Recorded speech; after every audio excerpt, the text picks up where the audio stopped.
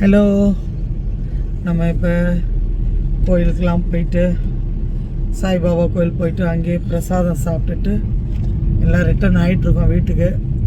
பசங்களுக்கு போய் சாப்பாடு வைக்க கபாலி நல்ல தரிசனம். ஐயாவுக்கு அபிஷேகம் பண்ணுறதையும் பார்த்தாச்சு, அம்மாவையும் பார்த்தாச்சு, கற்பகாம்பாளையும் கபாலி ஐயாவும் பார்த்துட்டு அப்பனையும் பார்த்துட்டு சாய்ராம் கோயிலும் போயிட்டு வந்தாச்சு. கொஞ்சம் வெயில் வந்து ஊம வெயில், கொஞ்சம் வேர்க்குது. ஆமாம், சாய்க்குட்டி சாமி கும்பிட்டீங்களா? அங்கே ஒருத்தர் கையாட்டுறாரு பாருங்க. நல்லபடியாக சாமி கும்பிட்டு பிறந்தா நாள் இனிதே நல்லபடியாக நடந்தது. போயிட்டு பிள்ளைங்களோட கேக் வெட்ட இப்போ போய் கவிதா வந்து பிள்ளைங்களோட சார்லி, ராக்கி, மேக்ஸி, சிம்பா அவங்களோடலாம் சேர்ந்து கேக் வெட்டிட்டு சந்தோஷமா ஜாலியாக ஒரு ரெஸ்ட்.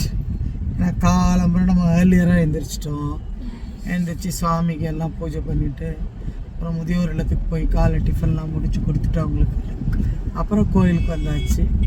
இப்போ கோயிலேருந்து போகும்போது கேக் மட்டும் ஆர்டர் போடலை, ஜஸ்ட்டு ரெடிமேட் கேக் மட்டும் வாங்கிட்டு போய் எழுத சொல்லி கொடுத்து பிள்ளைங்களோட கேக் கட் பண்ணிடலாம். ஓகே, பார்க்கலாம். இன்றைக்கி கூட்டம் இல்லை, கொஞ்சம் ஃப்ரீயாக தான் இருக்குது. மேபி மற்ற நேரம் பயங்கர ரஷ்ஷாக இருக்கும். நான் கூட சண்டே கொஞ்சம் கூட்டமாக இருக்குமோன்னு நினச்சேன். இல்லை, காலமுறையும் கொஞ்சம் சீக்கிரம் போயிட்டோம். கோயில் போகும்போது எல்லையில் போயாச்சு. இப்போயும் கொஞ்சம் ஃப்ரீயாக தான் வரோம். ஆமாம், மணி 1:30 அன்டைம்ங்கிறதுனால ஃப்ரீயாக தான் இருக்குது. தூக்கம் வருது உனக்கு? எங்களுக்கெல்லாம் தூக்கம் வருது. காலமுறை சீக்கிரம் வலிச்சது. வாங்க பார்க்கலாம், கேக் கட் பண்ணுறதை பார்ப்போம். ஓகே, பாய், தேங்க்யூ.